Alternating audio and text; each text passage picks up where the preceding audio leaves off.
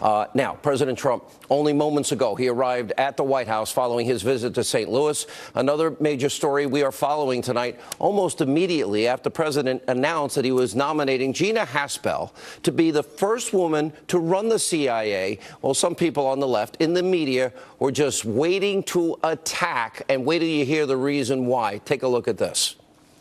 There is controversy in her past. She was involved with the torture programs after September 11th, and then involved with destroying videotapes of the matter also. That might be something that could be problematic. Gina Haspel has a real history with enhanced interrogation in the CIA. There's a lot of people raising questions, including John McCain today, about the fact that in 2002 she ran a so-called black site, CIA prison in Thailand, where 2 terrorism suspects were tortured, and she also reportedly, her name was on a cable ordering the destruction of tapes, but you support her. I do. She clearly presided over a massive illegal operation that violated both U.S. law and international law. I'm sure those orders came down from above her, but that is no excuse. Typical left-wing attacks about Haspel. Now, Jose Rodriguez, remember him? He's the former head of the CIA National Clandestine Service. He praised the intelligence that was gained from these black sites like the ones that Haspel ran. Here's what Rodriguez told me in 2014. This is crucial. Those of us who read the intelligence coming out of our black sites every morning and who acted on that intelligence know the value, and basically it led to the destruction of the organization. Led to the destruction of the organization. Without interrogation techniques, there is no getting Osama bin Laden. She saved American lives. I wish the world wasn't evil. Sadly, the world's evil. Here with reaction, former deputy assistant to the president, Fox News national security strategist Sebastian Gorka, Fox News chief national correspondent Ed Henry. By the way, Ed, this is like a full-time gig for you replacing Shannon Bream. What's up with that? Well, she's on vacation this week. It's short term. I'm just teasing.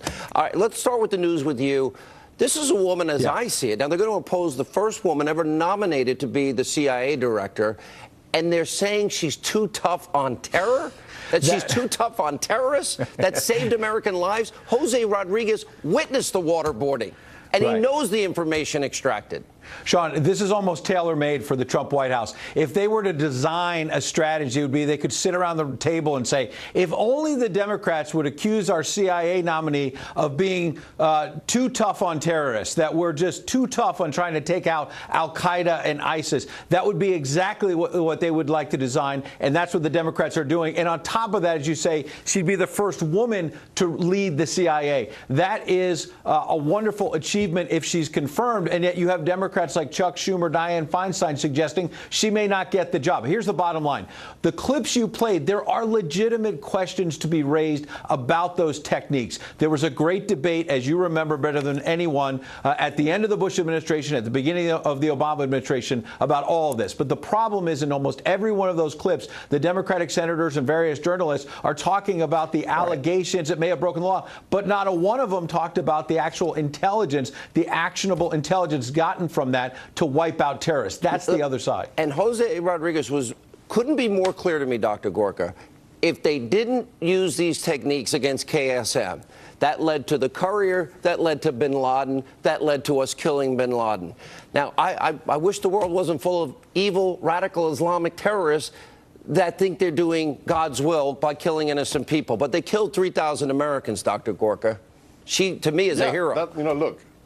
That's why I wrote the book Defeating Jihad, because we are at war with evil. Look, the left just wants to attack a female appointee of a Republican president. They couldn't care less about whether we tortured people or not. These are all politicians who were briefed. You've told the world they were briefed behind closed doors. They had no issue with the black sites, with the enhanced interrogation techniques, but now they do. Let's go back in time, Sean.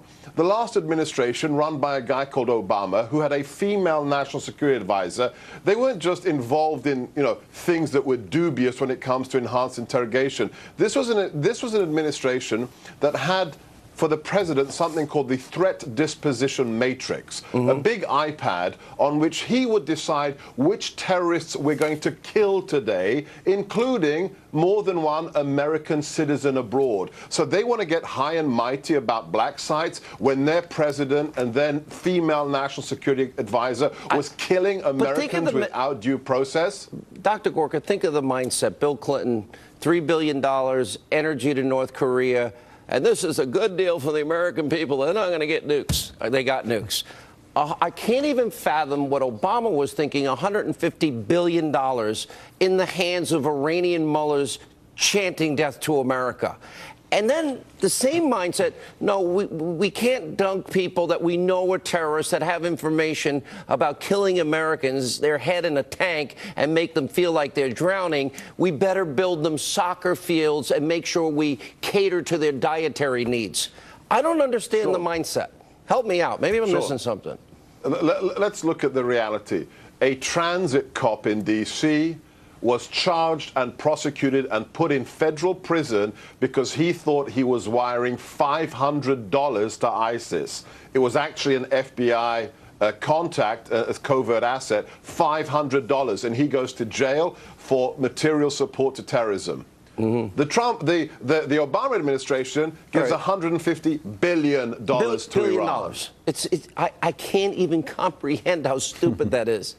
Ed Henry, other news in Washington tonight. Yeah, well, the other big story, of course, is the House passing this bill to deal with school safety, about $50 billion.